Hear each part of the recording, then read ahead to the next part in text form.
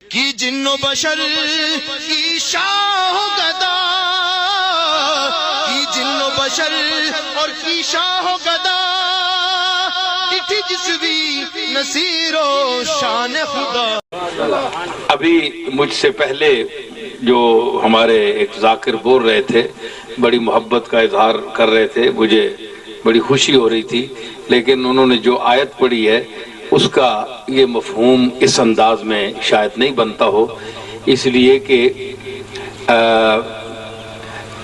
اللہ کا ذکر جو ہے وہ اسماء حسنہ میں سے ہے۔ اللہ کا اسم ذات جو ہے وہ اللہ ہے۔ اسماء حسنہ بہت سے ہیں۔ وَذَكَرَ اسْمَ رَبِّهِ فَصَلَّى، اس کا مطلب یہ ہے کہ اللہ کا نام لیا۔ اللہ کا صفاتی نام لینا اور ہے، اللہ کا ذاتی نام لینا اور ہے۔ اللہ کا ذاتی نام اللہ ہے، اللہ کا نام علی نہیں ہے۔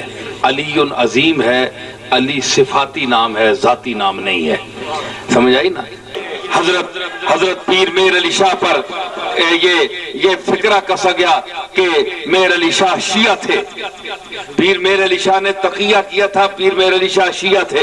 پیر میر علی شاہ صاحب نے فرمایا کہ بات یہ ہے، مجھ سے پہلے بہت بڑے امام شافعی نے وہ کہہ گئے تھے کہ لو کان رفضن حب آل محمد فلیشہد الثقلان انی رافض، کہ اگر آل محمد سے محبت کرنا شیعہ پن ہے تو میں جن و انسان کو گواہ کر کے کہتا ہوں کہ شافعی آج سے رافضی ہے، آج سے شیعہ ہے۔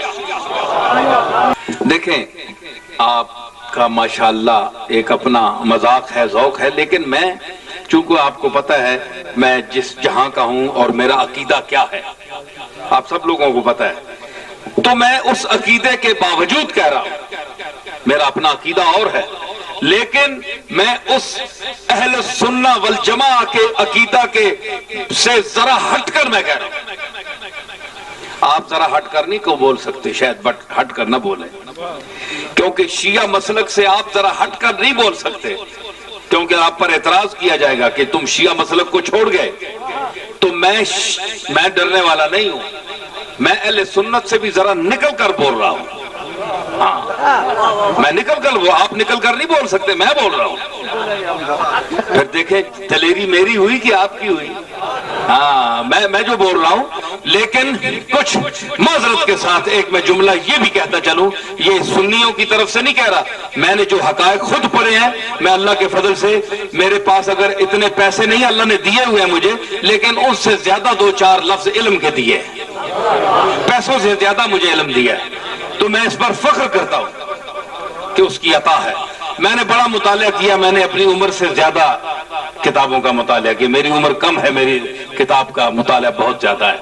تو میں اس پر عرض کروں کہ اگر صدیق اکبر اور فاروق اعظم کی کوئی زیادتی ہوتی، میں قسم اٹھا کر کہتا ہوں اس نیلی چھت والے خالق اور آسمان کے اور زمین کے خالق کی قسم اٹھا کر کہتا ہوں کہ اگر انہوں نے زیادتی کی ہوتی فاطمہ الزہرا یا آل محمد سے، تو آج میں سنیت کو چھوڑ دیتا اور میں آپ کے مسلک میں آ جاتا۔ انہوں نے، میں آپ کو قسم اٹھا کر کہتا ہوں کہ میں یعنی صدیق اکبر کا جو احترام تھا سیدہ فاطمہ الزہرا اور جو ان کی اولاد کے ساتھ، اور جو وہ باغ فدق کا مسئلہ ہے، وہ کسی موقع پر میں آپ کو سمجھاؤں گا کہ اصل بات کیا تھی۔ یہ غلط فہمی ہمارے علماء، آپ کے علماء، تاریخ مختلف روایات سے اٹھی پڑی ہے، بھری پڑی ہے، اس میں مختلف قسم کی روایتیں گھسی ہوئی ہیں، اس میں ان لوگوں کے دل جو دور کیے ہیں امت کے صحابہ سے، وہ اس لیے ہیں کہ کوئی صحابی ایسا نہیں ہے جو سیدہ زہرا اور جناب علی المرتضیٰ اور اس کی اولاد کا غلام نہ ہو۔ فاروق اعظم جس کی اکثر گفتگو کا حصہ جب بولتا تھا تو اللہ فرماتا تھا کہ الوحی الحق ینطق علی لسان عمر، کہ عمر کی زبان پر حق بولتا ہے۔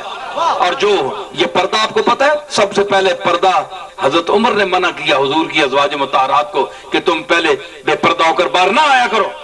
آیت اتر آئی کہ جو عمر کہہ رہا ہے ٹھیک کہہ رہا ہے، 20 مسائل ہیں، پوچھئے شیعہ علماء سے، سنیوں سے پوچھے، وہابیوں سے پوچھے، تمام متفق ہیں کہ رف رف پر بیٹھنے والا، براق کی پشت پر بیٹھنے والا، رسولوں کی امامت کرانے والا، شب اسراء کا دولہا، عرش کی سیر کرنے والا، لی معلّہ وقت ان کا قائل، جس کے سہرے ماتھے پر شفاعت کا تاج ہوگا، جس کا قیامت کے دن پورے میدان حشر پر راج ہوگا.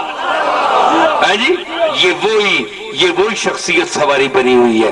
فاروق اعظم فرماتے ہیں اگر فاروق اعظم کے دل میں حسن حسین کی یا اس گھر کا بغض ہوتا تو یہ حدیث کی روایت کیوں کرتے؟ سنیے آپ بھی، حضرت فاروق اعظم کے حوالے سے میں عرض کر رہا ہوں. فاروق اعظم فرماتے ہیں میں ایک دفعہ گیا تو حضور گھوڑا بنے ہوئے تھے.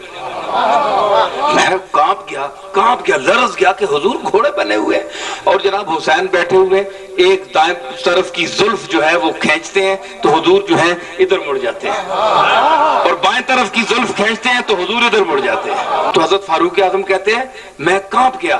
میں نے کہا، حسین کو میں نے مخاطب کر کے کہا، نیمل مرکب یا غلام اوے نڈیا بہو سونا کوڑا لبے. پنجابی جیسا میں نے، اوے نڈیا بہو سونا کوڑا لبے. حضور نے وہیں سے التفات فرمائی اور میری طرف دیکھا. حضور فرمانے لگے کہ نیمر راکب یا عمر، اگر کوڑا چنگا تو سوار بھی تک سوار کیسا ہے؟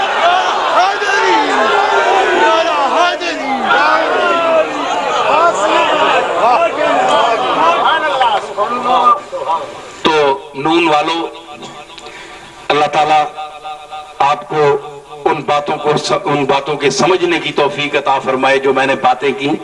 اور میں نے کسی فرقے کی نمائندگی نہیں کی، بلکہ میں نے فرقوں سے اوپر ہو کر آپ کے سامنے حق پہنچایا.